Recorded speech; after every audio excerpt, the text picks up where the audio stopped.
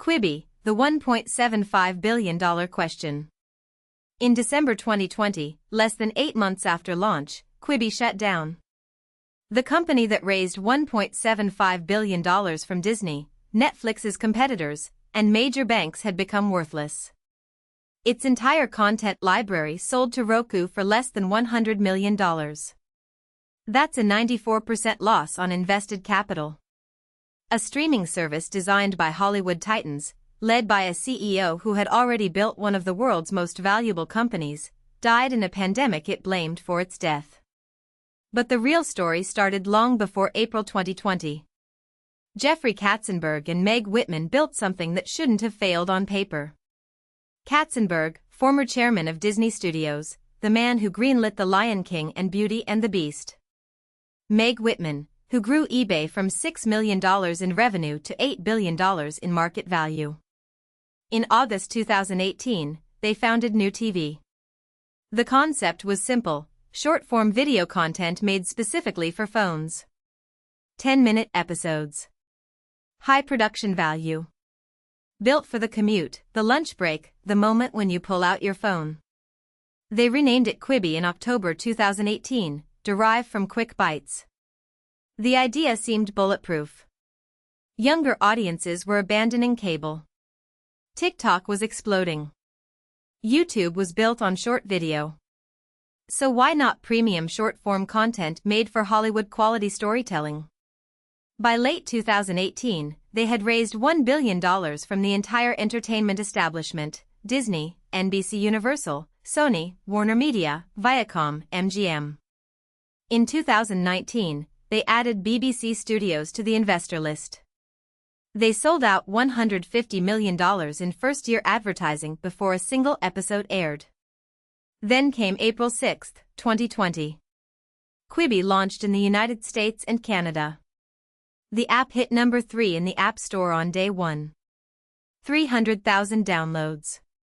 By week 1, 1.7 million downloads.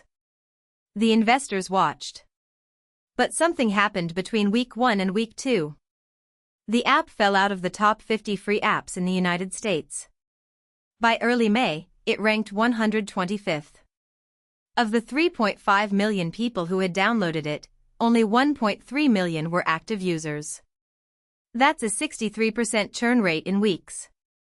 By October 2020, Katzenberg and Whitman knew the subscriber numbers weren't coming. The revenue projections, the ones that justified the $1.75 billion raise, were impossible to hit. In December 2020, less than 9 months after launch, they shut it down. Employees were laid off. The content library was liquidated to Roku for under $100 million. The service that had taken 3 years to build, that had raised more money than most startups ever see, was deleted from the internet. The conventional explanation is COVID-19. Katzenberg said it directly: "I attribute everything that has gone wrong to coronavirus. The pandemic disrupted routines. People weren't commuting. They weren't taking lunch breaks away from home. The service was built for phones held vertically in public spaces. Suddenly, the world was stuck at home, watching Netflix on 55-inch screens. This became the official narrative. The timing was bad. Wrong place, wrong moment. But this explanation obscures a more precise failure. Quibi's fundamental assumption was about how people watch video. They believed that what people wanted was premium content in 10-minute chunks, specifically optimized for vertical phone viewing. They invested hundreds of millions in this belief. They built a proprietary technology that prevented users from watching on television. Users had to watch on phones. This wasn't a constraint, it was the product. Consider the decision to disable TV viewing at launch. Whitman and Katzenberg made moves to add Chromecast and AirPlay casting after launch, but the original design was phone-only. This wasn't accidental. It was intentional. They believed the scarcity of the format, the exclusivity of the phone, was the value proposition. It was what made Quibi different from every other streaming service. But they built a product that fought against how human beings actually want to consume entertainment. We don't want to be restricted. We want choice. When Quibi tried to add TV casting as a feature, they were admitting the original model was wrong. Too late. The deeper issue, Quibi was built by people who understood Hollywood and Silicon Valley, but who misread their own audience. They had $1.75 billion to spend. They had relationships with every major studio. They had A-list producers, celebrity talent, and premium production budgets. What they didn't have was a defensible reason to exist. Netflix already had short-form content. YouTube was free and offered unlimited short-form options. TikTok had captured the actual audience for short video. Quibi tried to sell premium scarcity in a market that had already proven it didn't want it. Here's the reframe: Quibi didn't fail because of COVID-19. It failed because it solved a problem nobody had. The company's entire thesis rested on an idea that made sense in meetings but didn't survive contact with actual user behavior. People who downloaded the app, 1.3 million active users in a market of 330 million Americans, tried it and left. They weren't choosing other streaming services. They were choosing not to use short-form premium video content at all. The product wasn't bad because of a pandemic. The product was unwanted because the underlying assumption was wrong. What's telling is how the company rationalized it. Katzenberg attributed failure to coronavirus. But Whitman, historically the more pragmatic operator, was more positive in her assessment.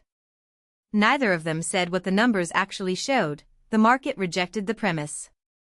Users who had free access to the app during the first 3 months, Quibi offered a 90-day free trial, voted with their feet.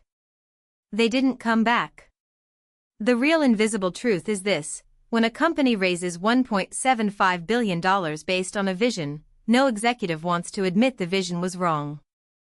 It's easier to blame an external catastrophe than to say, we misread what people want. Katzenberg and Whitman had stake in the success of Quibi. Admission of fundamental miscalculation would have been professional catastrophe. So they blamed the pandemic. And the investors, many of them competitors anyway, took the loss and moved on. Nobody had to answer for why the idea itself was flawed. The lesson from Quibi: conviction plus capital plus execution excellence is not sufficient. You can be led by exceptional operators. You can have the best talent. You can have more money than you can spend. You can solve the technical problem perfectly. But if your fundamental assumption about what people want is wrong, all of that becomes irrelevant. The market doesn't care how hard you tried or how famous you are. Quibi failed not because it was poorly run. It failed because it asked people to want something they didn't want, and then built walls to prevent them from using it differently. The cost of being wrong at scale is total. Not bankruptcy. Not restructuring. Total dissolution. Quibi raised $1.75 billion and died because the founders believed in an idea more than they believed in the data showing them that idea was wrong. And by the time the data became undeniable, the only thing left to sell was the rubble.